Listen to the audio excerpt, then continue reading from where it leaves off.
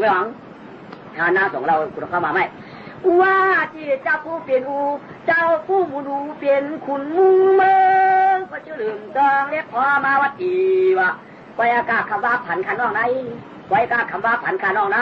ไว้หยับหน้าป้นเจ้ากี่พันก็ครั้งผันก็จริงขนางซาน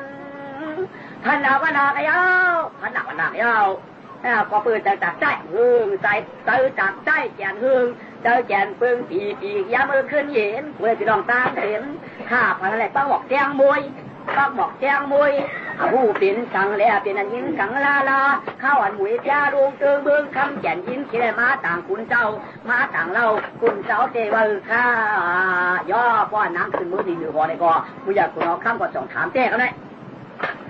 นายก็ไม่เชื่อปีหลวงอะไรมาเตรียมเจ้าปี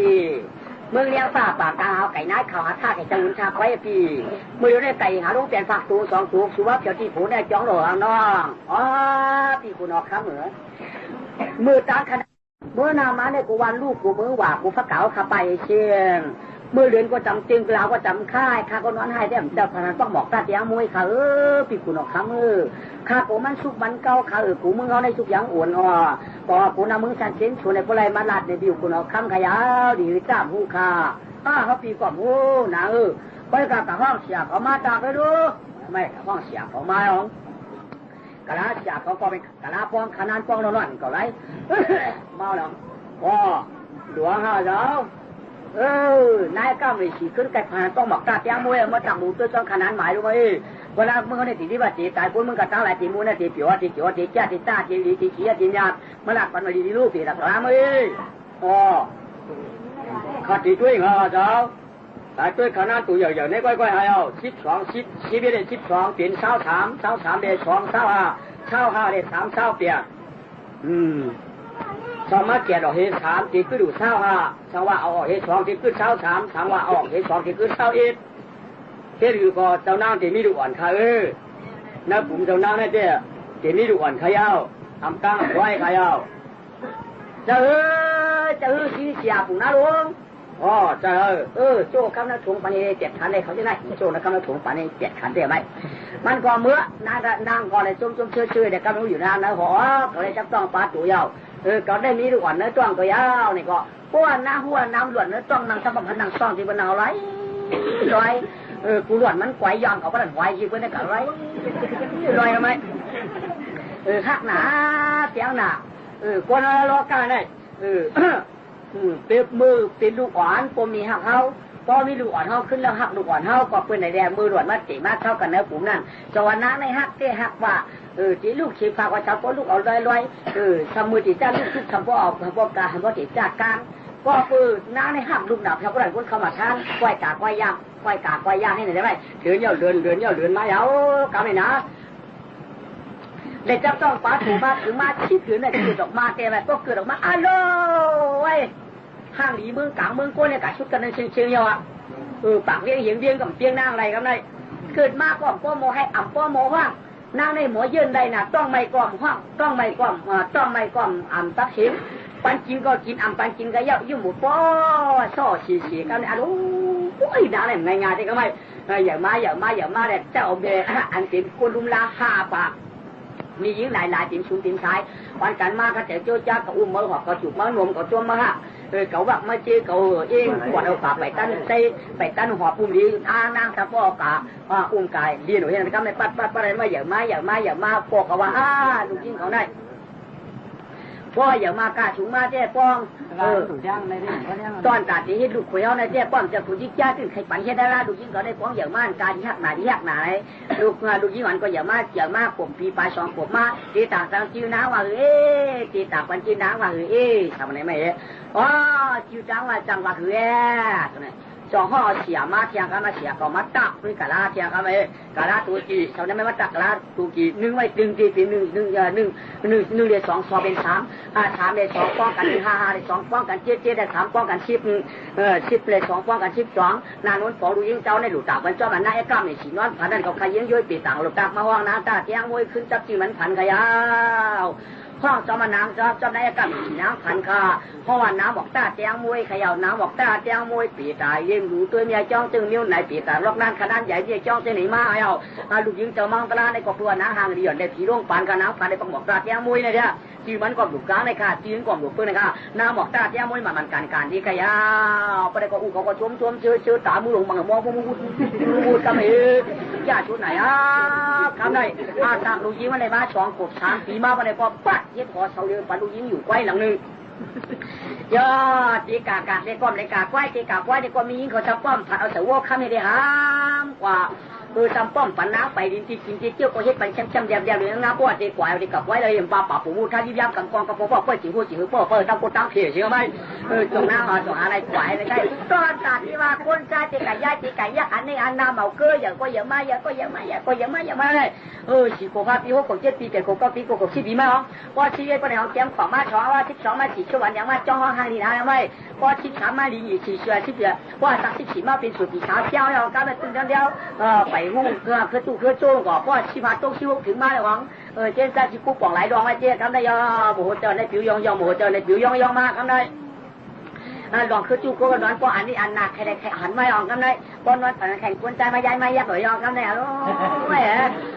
กินข้าวกินปลาก็สามีก็เดี๋ยวนี่ลูกกว่านั้นอาชาในที่หัวองค์แต่แบบชอบเขาไว้ตื้นเนื้อเดี่ยมขาวเนื้อเนี่ยหนังไว้ขาวตอดก็ไม่ยอม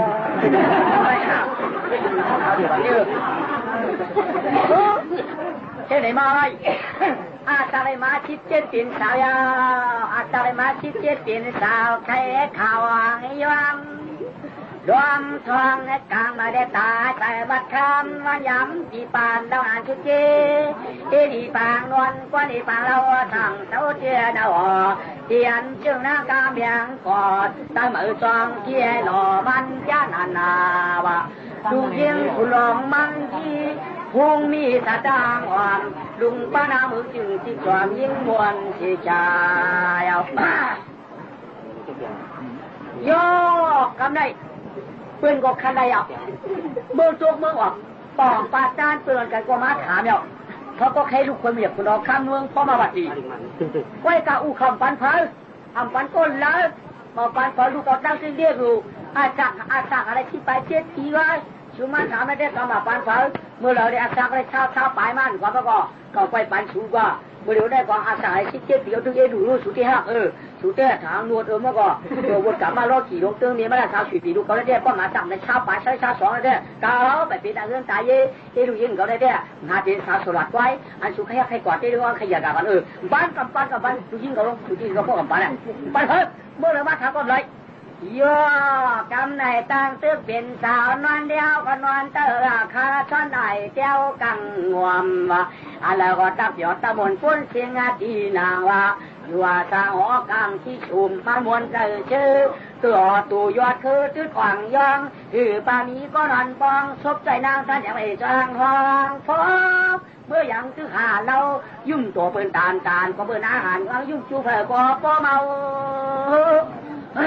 ย่อกำไรถ้าเป็นตัวใส่ไข่จับเพียงร้องต่อพระปิ่นเจ้าเอามือไก่ก่อนตัวใส่ไข่จับเพียงก่อนร้องหวานเจ้าเอามือไก่นานร้องหวานเจ้าเอามือไก่นานสักมันเจ้าก็เลยมาช้าง4 ปี4 ขวบ5 ปีมันเจ้าก็ใกล้กับจ้อปวดจ้อมีมันเจ้าว่ากำไรเข้าถึงเขาคือกะหาไม่หาตัวกำได้กำได้มีแม่ตัวเตี้ยแค่เรียกคือเรียกเขาเรียกผูเราเบิ่งจางแรงเลี้ยงเราจาก9 ปีถึงเมื่อ10 ปีอยู่ดีกินหวานอรองอยู่เงินเพียงตัวยอกำได้ผ่านก่อล้อเมียใบยาวเมียเจตายก็เมียปัจจัยความยามพอก็เจ้ามันเธอปันปินซาลูกเก่ามีจิตอธินาธนานั่นอยากไปรักษาปืนให้กำกว่าในกลางวันไงเสียงลูกคำใจเมียจริงก็หลับไว้จำสิ่งก็หลับไว้เลยกำลองเลยสิ่งที่ยากสิ่งไหนหูอยู่ยาวพัดจะเลิกอยู่ยาอย่าร้องคนนี้มังซายามอยู่เนี่ยกำกินหามีหนังไหนนะมีหนังนั่นยาวย่อไว้นี่เขาตายไปไหมสัมผัสจากกล้องร้องมังซาเห็นเรามันจะมีเขาก็ทำใกล้กาต่าง มันจะมีคลองใกล้กาตาที่ผีไม่หูหนวดที่เตือไม่อาจักมันจะก็อย่างมาชีวิตที่2 13 14ชีวิตที่วงไม่เอาละในมาชี7ที่8แต่เนี่ยว่าผมเท่าบ้องถือที่ก็เศร้าบนทำได้รู้เขาคือกันเลยรู้ว่าอาจารย์อะไร18เมื่อจะได้18นั่นผีไม่หูผีกู้ผีไว้ผีร้อยทำจึงป่างกันมาได้เขาตีใจไอ้ตุ๊กตาในใกล้บ้านเลี้ยงเขากูหน่อยได้เขาอยู่ในมีจี้จูผู้ตองขางก็หางตองไหวผู้ตองไหวก็หางตองขางก้นโค้งกลางไกลมาต่างเขาที่ผีไม่หูหลงได้อยู่ในไปจี้จูที่มันอยู่ที่ไม่หูหลงกันก็ไม่เดี๋ยวทางปันเจ้าเขาว่าเจ้าก็หยาบละหยาบเอ๋นั่นเนี่ยเขาดูก็เอาตั้งชื่อหนังหนูเลยมันนึงเพราะมันใน1ชื่อหนังหนูเยอะ1คำได้คือมันกันลักเงินเป็น1 จ้า1 เดียวเหลือได้3 ขันความฝันมันตุกข้าดูเห็นในเอาซื้อดังหนูเลยไว้เนื้อเขียงอ่อนทันทีไม่ใช่บ้าต่างเขาในกำมือปั่นผันมาเลยกำพองขี่กำพองมาปั่นผันมันจะมือตึงนอนแล้วใส่เพื่อนมันก็ไม่ว่ากาคนหลีมอนจะหยอดขมายตุ๊กตาไว้ตามือปูกว่าเจียนเจ้าออกกามือเข้าปุยหงอันนั่งจีราคาจัวกาตาอากาคาจูตังซื้อเล่มอย่างอุตาปุนเอาปั่นตั้งซื้อนางนวลคือ1แก่นไกวแล้วห่างความแก่นไกวแล้วอ้อมความไกวกาว่าเจ้า1ตั้งซื้อนางหนูยาเอาในก็หันคำอาณาใจเก่าลักโคกว่าอุกาเย่คำกันลักเงินปืนเย่จ้าเจ้าว่ามันอย่าเอาหัวเย่เรือน3 ขันเจ้าว่าทับถามีนายเอาจากนั้นเจ้าทางกินนวลกว่าข้าวไก่ก็ได้อยากขึ้นแค่เอาได้อยากขึ้นแค่ไกวกาเจ้าในดุจเจตามทุกข์ไข่ตื่นเจ้าไกวกามือเดี๋ยวไหนเจ้าก็ใกล้กัดต่างตัวคาจั่วอยู่ในกองขี้ผิวไปแสงช่องให้หูหลงนั่นแหละจงได้ดูในปันซื้อหนังนูจะปืน1เอาไกวกายามของมือเดี๋ยวไหนเจ้าวนได้ดีๆสิได้เอาตังซื้อหนังนูสิได้1กันละพกของพี่น้องเพิ่นเงินเป็นคำจ้าเก่าเสียเงินคำเงินเหนือมากก็ย่อเจ้าเนี่ยได้อยากเทศอยากพื้นหนังยาเขาไม่ต่อหลักเงินเป็นคำหยาบละอย่าไม่ใจสังเลยบอกมันจริงนะครับว่ามือยามามันอยู่ป้าเรากับต่างเขาได้ไหมก็ต่างเข้ากับหันเตี้ยไม่หันบางอ่อนดอยก็ชื่อนุ่งสีก็เอาชื่อหนังนุ่งเข้มจัดที่มาก็ตีนุ่งตัวละเหมือนไหมป้าแต่มันดึงตัวก็เปลี่ยนหนูได้ป้าแต่เปลี่ยนหนูเนี่ยก็เรียนขึ้นไม่ทุ่งไหวเอาน่ะเรียนกาจีมากจริงเรียนกาจีมากจริงเรียนที่เรียนแค่กว่าที่กว่าว่าก็ไม่ใครกว่าจะกว่าก็ไม่กูตัวก็ไม่เอาหนักก็ไม่โอ้อันกว่าที่อันการในเสียงจะเป็นมืออันเดียวกว่าที่ไม่การไต่เราป่ารู้ว่าได้เจ๊ได้รับเงินเปิดได้เจ๊ในผมหูดวงในมิ้วหนูได้ผมหูดวงจัดเลยก็ไม่เอามาเผาไก่ขึ้นมันเจ่อยมันจะก่อคำมาบุญช่วยอะไรไม่เนี่ยก็รัดไว้ก็รัดไว้สบายอย่างดักช้างเปิลอย่าเป็นหลักเงินดักคำเปิลตู้กาทีซ้ำเจ้าก็รักคำเปียถ้าอุ้มเมียเกาลัดไว้ได้ตั้งผีรัดนั่นยันกันเวลาก็พ่อถอนกำอุ้มเมียเนี่ยดีพ่อถอนกำผีจังเมียถือเวลาก็พ่อถอนกำผีเนี่ยดีพ่อถอนกำอุ้มเมียจังเมียถือเขาติดหลักเวลามันที่เป็นเพียก็เลยหลักมาเวลาคำได้ก็เลยหมองมาตัวจ้ากันกว่าเมื่อผู้อ้างหาจ่ายกินมาแล้วไม่พ่อกางคำมามันออกนี่1ดังสุนัขหนวดมันเจอเด็กกันจมูกตาขาดเช็คระหว่างก็ได้ป้าขาขึ้นพักกาเขาไม่ขึ้นพักกาอะไรขึ้นพักกาในพักกาเช้าไหนเป็นพักกาขาดกินกุ้งท่ามันก็ไม่เต่าเขายี่เป็นกว่าไม่นี่เป็นคนนักผลก็ครูเป็นคนสีนู่นน่ะแล้วก็มื้อ3มันเจ้าจะกินผ้ายัดยังกาเก่าย่าอะไรก็ไม่กลับลงไม้หรอกกลับลงมาตอกมาไม่อ่อนไม่มาเที่ยวไปชิวคู่ไหลมันเจ้าอ่ะมาบ้วนก็ไม่ก็ว่าอย่าเปลี่ยนละเมียก็ว่าอย่าเปลี่ยนเอาทุกตาเขาได้ทำหรือการปอกการเมียปืนว่าคนเจอเมียปืนว่าฉุดขวางยาก็หลักจ้อเมียก็หลักถอนในเจ้าผิงเงินพักกาลงเก่ามาในปืนเป็นขาดหินคนทำหรอมือเดียวในพวกก่อนสูงขึ้นเพื่อนในก็ถูกอาเปียก้นพักกายก็มือสูงขึ้นกว่าความขึ้นกับต่อมือไว้เอามือสูงไปขึ้นมาไปเดียวเนี่ยมือผู้หาเสียพื้นขายปลาก็เลยคำมาว่าดูว่ามีผีจะเฮ็ดน้ำมันมาคำนี้แกเอาไว้กับพวกเด็กกันแล้วเอาเงินพักกาเต็มจัดคำนี้แกกับมือหลักเงินสักทีหลักเงินสักทีปืนดำหนาหายกับเขาก็เป็นหูดูจีจูเอาเงินสักทีด้วยต่อกับก็ไม่เนื้อสุนังดัวนี่มั่วหลักพักตัวนั้นจะกว่าไว้กว่าเฉพาะจัดว่าเจ้มือบังชอกกันแล้วยิ่งจริงจะเที่ยวเขาไว้กาบออกมาเลยมาย่าแค่กาบมาต่อแกนหนุ่มบ้าสามารถเที่ยวกับชิวคืนหนูก็ไม่พวกเมียเขาว่าอย่าปิดลักยังเขามาเที่ยวไปคืนนี่พวกเมียเขาว่าอย่าเที่ยวซ้ำเพราะว่าเขายาวเขาได้สมของก้ามผีเนี่ยดีเนาะ ผีเนี่ยเขากำมุกสาวไว้หลงอาจินาคำกำหลงผีเนี่ยมันจางเปียกไว้หลงก็ในที่กำใจก่อนขึ้นมุกไปเลยชัดเที่ยวตัวหยาบเพราะเป็นก้าวขายเขาเป็นจางหมักจางนี่เขาคุณกล้าคุณขายเป็นจอกจางหมักจางนี่เขาทำขายกันสมัยนักคุกเป็นมากเขาแค่ผ่านแดนหน้าก่อนเขาพุ่งพาเป็นเจ้าขึ้นกับตกคือไม่มือว่างในยิงพระในเวขึ้นมาแล้วเมื่อผู้กำกับพันเขตพันพื้นก็มาคำจุติทหารหนักเงินพันพื้นในหยาบไหนมือกว้างน่ะใช่เพราะอะไรอยากกินไม่ได้ทำขายพื้นได้ตาบ่ลืมตาบ่ลืมมาต่ออะไรกินงูเจ๊ก็เอาการผีว่าคำแก้ไว้หมดในอย่างการนั้นคำจู่มาหลักเงินจอมาเขามาเงินมาแล้วเจ๊หยาหลงมาก่อเป็นเงินชูเงินหมอหลงกินเงินน้ำมูสู้หลาหลงหูหูจืนเตี้ยหูเรียกยุ่งหลงเงินของแต่มันเป็นเงินหมอหลงเงินชูควายหลงเงินผู้ใจพูดมีกดกวนใจหลงเงินอะไรหลงเงินเจ๊ดูว่าสารคนว่าคำจู่ปะยาการคำไม่หรอกไปเบอร์ขี้อามาตรงเจ๊เขาเลยเต่าขึ้นมือกลับออกมาย่าตกน้ำเพียวกลางจ้างครับได้พอเก่าออกมาเนี่ยมันจะเงินจ่าลงได้มาถึงเงินลงด้วยกดมีหลงมันเงินกดมีหลงเงินเอาวัวควายหลงเงินขวัญเนื้อขวัญหนังมาถึงเงินหนังดีลงได้เพื่อเชื่อขี้อามาเขาดีก็ซ้ำดีซ้ำเขาได้ก็ตุ๊กอะไรซ้ำเขาได้เอามาย่าของยังอะไรโมได้อันเจ้ายังไงเงินเนี่ยใจยังมันขึ้นมาสูงขึ้นมาสั่งกับแจกมือเปียกฟองแคบไม่ขึ้นไปยากกันเลยสั่งขืนมาเยอะเนี่ยมาพูดว่าก็เกณฑ์ละก็มังคุณหัวคำไว้ขลาดช่างละครคนเมืองคุณเอาคำเป็นเมียวกิ๊บกินขวัญปืนไว้เดี๋ยวมาก็คำว่ามันมีดังชื่อหนังหนูป้าหมาเมื่อเตาปัดได้หัวไว้เมื่อกลับออกมาเปี้ยเนาะจกตัวหัวบ้าเขาได้ป้าเพียบไปชื่อหูบ้าหกคนเอาข้ามบ้าเปิดเป็นเจ้าเป็นขุนหลวงตามยาวต้องเป็นเจ้าตามเยาวต้องเป็นขุนหมุนเยาวต้องเป็นเจ้าเราได้ทำทุกอย่างเข้าไปเมื่อไหร่คุณเอาคำเขาได้ทุกง่ายเลยทุกง่ายเลยถ้าพวกเมียก็ว่าหนุ่ยละก็ได้เขาดูฮักครับพวกเมียก็กำผีได้เต็มดีกว่าบ้าไรผีได้เด้อดูในฝันในก็จะหน้าฝันเดินขำจำมาจ้องเขาเขียวผีได้เป็นในเขาไม่สูงคุณเอาคำเด่นมากขึ้นก็คือแตะกับแบนคือหัวมือเบาไอ้ยังเลี้ยนะหัวปอจอดปอจี้ก็ไปปัดขึ้นหัวเสาเดียวกว่าก็ไม่มันขึ้นหัวเสาเดียวกว่าเพราะอะไรก็ไม่เตากับผู้ลูกผู้ค้านก็ไม่กะหันนางเอานอนแล้วตาผีมวยเจ๊ครับนายนอนเนื้อกุยเลยครับนายนอนอยู่เนื้อแค่จีไปเอาตั้งชุดตาเขียนเข้มชุดสีดุนแนวดวนซาดวนนี่เนี่ยเอามากาง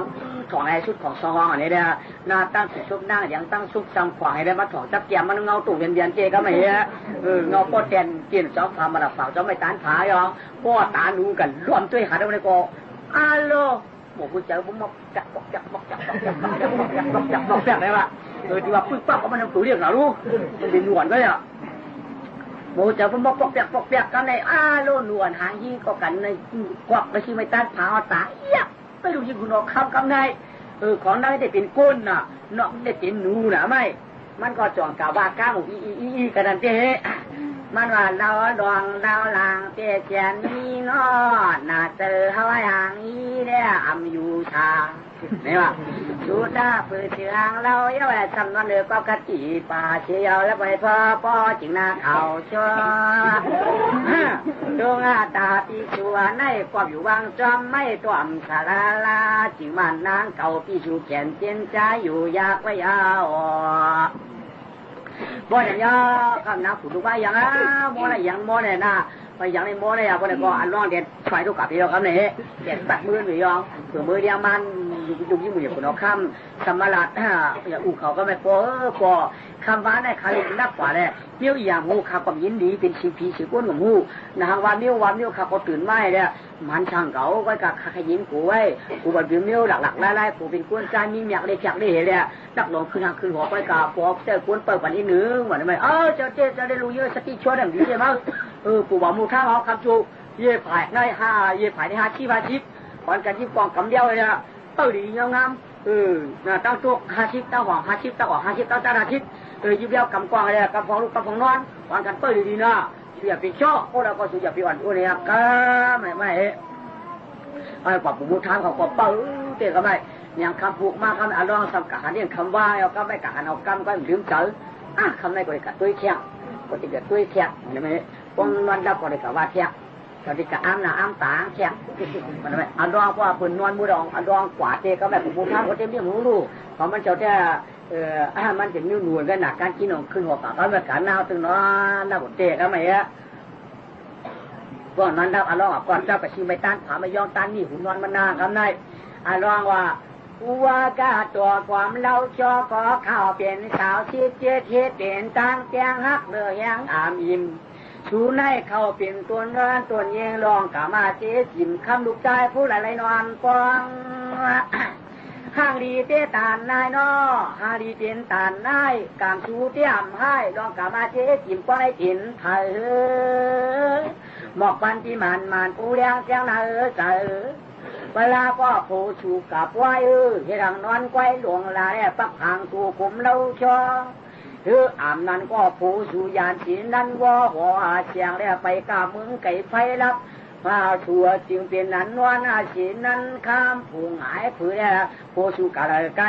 ผู้น้อยหญิงกะเลยไก่จะบอกเนี่ยไก่ปันตีนึงแหล่ปอมสั่งให้นางดูบ้างมั่วเขาจะได้มั่วเขาจะได้บอกผู้ท้าเขาเรียนขึ้นหัวปากรังไม่วันเรียนมาลองปรับตัวจำเฉาจำมาปุ๋ยกันลองไปสอบหามหัน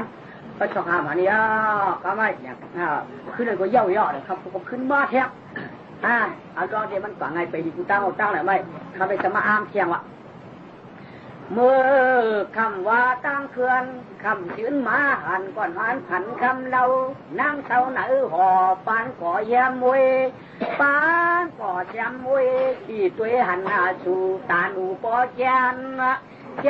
นสู่นางกองสุกอย่างจางว่าก็ปอป้องสองปีนมองยังเส็จจ่าพอก่อนมาปองน้องนางซ้ำเป็นนายใจทุ่งหืนเธอซ้ำเป็นลูกใจก็กวนเลยแต่ที่แกนเปียวว่าเปียวก็ไหลมาความนางแล้วไหลชมปองสองบุทองหลวงมันอ่ำตัวโอ้ยเผื่อเสียเป็นแล้วทำห้างดีเผื่อเสียเป็นห้างดีทำนอนตีนอนเขี้ยมเผื่อเสียจอนตีนอนเขี้ยมทำรับเต้นรับว่าเพื่อเสียรับเต้นรับว่านาปืนซ้ำขาวปลาก็เป็นขาวปลาก็เป็นเนื้อหนึ่งวันไหนวะจำป้อมคือปานเอาฟังเอาจำป้อมคือปานเอาฟังเอาหลอนตาห่างอีเมืองก้นหลอนตาลุนเมืองโค้งกลางได้จำป้อมคือปานเขาปีนี้ห่างนี่นะนี่แหละน้าดูมาแถวอย่างนี้อย่างม้อยบอกมูท่าขอขึ้นมาแถวทำเลยไหมจีนะมาเด้อปมูท่าก็ได้นุ่งชอบด้วยมันจำมันปลอบแทบจำเขาเรียนสวยมือเดียวไปอยากบ่อยเนี่ยก็ไม่ใช่อยากทำพุกเสมอเนี่ยแปลขึ้นมือเดียวย่อปรับมุกทางเขาว่านั่งในหยองโลเห็นปะโอ้มือตัวเตี้ยนยังกว่ามือตัวว่ามีวะก็ไม่เตี้ยกับเตี้ยใครว่าเขาหมักคืนวันนี้ไหมปรับมุกทางเขาได้ค่าเราเนาะอันดองก็ขึ้นมือเดียวไหมมือกว่าหมู่งานเชียงแล้วลอมแก้คำเชิญปีมาคำว่าปีชูเต้าควรเขียนต้องยาวๆน้ำเฮาเมื่อเดียวในที่ชวนมาเขียนตัวทองเฮาชื่อนางเก่าเศร้าเชขอเสียงนั้นนะเชเขียนมีเมืองกลางเมืองกวนนวลท่าเขียนไว้ฟองเขียนทวนเอาปียังเขียนไว้จานชื่อเรียจานที่ชูในยังเขียนจะอ่อนเจออ่อนยาวกว่าชาแลก็ในเจอกว่าสูนางเราเช่าสิวหลวงป้าเตียงว่าเลี้ยงปีอาปานในเหตุผานางใจคำว่าไงจะปีเมาสาก็หาหน้าต่อชูสังพอเจ็ดนาพอชูสังห้องคุณมาลือปีเรียนหลวงกาทีเมื่อแต่ปีชูในแก่นชูว่าชูยาวชูว่าชูแต่ปีชูในยังแก่นไกวชูหมักตาตีจะพุกมันมาหือจางลืมชูเขาในลูกยอมก็หมักตาที่นอนเปียวเขาในลูกที่นอนยอมก็หมักตาที่นอนเปียวเขาในคำหางฮีก็เป็นนันเจอถึงเอ้าอย่าหนาชูยืนว่ายิ่งขึ้นนอกพอหรือมาตัดที่ปีเช้าเนี่ยว่าโอ้เจอจับเฉียงแ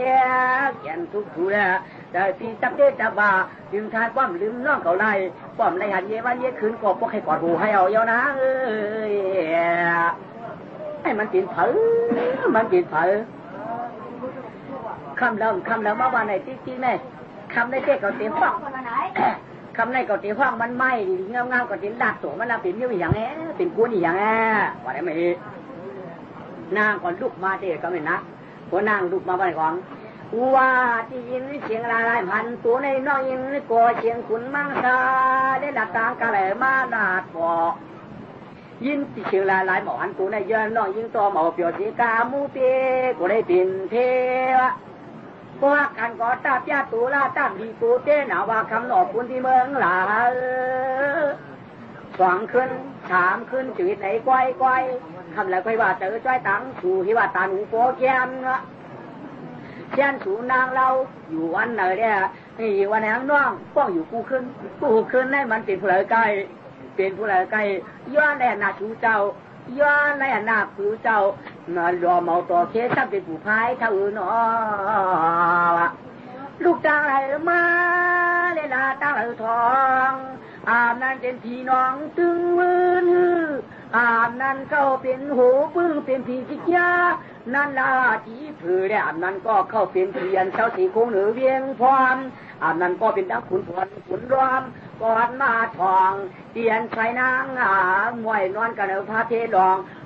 นอนเนพาเทดองเที่ยววัดมาทองตั้งปีนียาสู่จึงเช้าสีเมื่อไรจำนอลัดยอปีนาลัดยอปั่นจ้อยนางยินดีขาดน้ำนายสีขึ้นล่วงขาดที่ฟ้าว่าสองคำถามขึ้นยาวอยู่ขาปี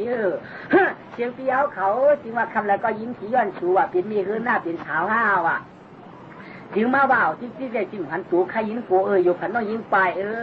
เมื่อเดี๋ยวนั้นเต้พวกใครอุปง่ายๆก็ป้าตัวเนี่ยป้อนป้าตัวเขาน้องยิงกูก็หลุดเรียนโอ้โหดังจันก็ได้ทั้งว่าเพียงกลางวันแต่กลางแค่เต้หนึ่งในอ่อนแนวหนวกน้ำหนายิงสมกลางขึ้นก้นขึ้นบนนั้นยิงเชียงเดินกับป้อเตียงลาวกับป้อจ้าเจียวพี่ให้เป็นผีติ่งก้นน่ะขึ้นมาหนึ่งหอนน้องอะไรเป็นอย่างติดอย่างคนเต้ยสับว่ามีเป็นช่วงปากหมักกระวองย้ำห้องกระฟองเอากองกระฟองเอาเลี้ยวเราได้สับว่าเป็นเจ้าหลงไหวเปียวเขาจะป้อมปูสังคำเราก็เขาคำเราก็ขึ้นไว้ในจิ้งในเปียวเป็นที่เจ้าเปียวเป็นสังดีหน้าเปียวเป็นจอบเปียวเรียมาเลยเป็นนักกล้าเป็นอุลาเป็นสุราของมือข้าเวลาก็เปียวก็ขึ้นชื่อหัวช่องอะไรมาป่องชิงกู้ในหลัดปนน้องยิงหน้าขาวนุ่นเห็นกับเปียป้าตัวเขาลูกเปียเปียยิงเขาลูกบริหารนานตาชูลูกวันนั้นท่าน้องต้องสวมเมียวนอนไว้ชูแค่มีเมียอยู่นั่นลูกชูไหนว่ากะตกความนอนเลี้ยวเปียอันนั้นนะลูกมีเมียอยู่คำหัวมือว่ากะยังจอมมังเพียนลาลาพี่ทำโกเมียวเด็ดพีลาจองอามคำไล่กูใจหัวเตียงขาวของนอนด้วยตัวเมียวหญ้าเมื่อถือตุกหญ้าเมื่อถือตุกนอนเดียวว่ามีเมียวคาเปียมีเมียวคาเนื้อผาน้องยิงในตื่นรถเมียวขยาวเปียจนมีเมียวสีเขาเมียวเหมือนกับมีเมียวเก่ากับมีน้องมีเมียวคามีอย่างคาโย่อยู่วันน้องมีเมียวยิงอยู่มีเมียวอยู่ปีนขาโย่มีค่ามันก็อยู่มีเมียวจังเก่าจังขาดเป็นซ้ำไม่ได้น้องยิงไก่จับโย่มีค่าอย่ามาในกำคาเยอะน้องยิงเนี่ยเป็นสาวสวยตีเป็นสาวสวยตีแจ๊ดพอคาในเจ๊ป้อมเจอขุนที่เจ้าอ้วนขย้าปันเถอปันคาราเยอะหลอกตั้งตาเพียงตาเจ้าตาผูในใครขัวไว้ขย้าพวกคุณมึงคงกลางไอ้เนี่ยอยากที่ว่านะมาหันอยากที่ว่ามานอนลุยนางขนาดไปตามผู้จำเคยปันหุ่นชิงก่อนแต่ด้านตานนั่นอาถังปอสูอย่าถังน้องยิงอย่าในพี่อาถังปอเต้อย่าเขาอาถังน้องยิงก็ทำอย่างจ้อมป่องเอาขย่าเหมือนกันเอาชิจ้าเขาในว่ากาตัวความเล่าเชื่ออย่าปีมอทักเผาอาถังอย่าในริมเอาต่อว่าน้องยิงเปียวบ้านนึงอยู่ในมือถนนพื้นอยู่กันแล้วเราเชียงราเจ๊กถึงวันนั้นปีนี้เปียกตัวนะเปียกตัวด้วยละเปียกตัวน่ะมีเมียวหรือมีเปียวเขาเป็นเมียวอย่างกูเมียวไอ้เมียวก็ปีติจุกเรียนน้องกับหิ้วชูได้เยอะเรียนน้องมาแค่เป็นเมียวอย่างแต่มีเมียวมีปืดเจ้าผ้าชูได้ปืดผ้าเนี่ยปืดเจ้าผ้ากลางชูปืดให้เจ้าน่ะปืดเนี่ยลองที่หันโอนั่งอยู่ก็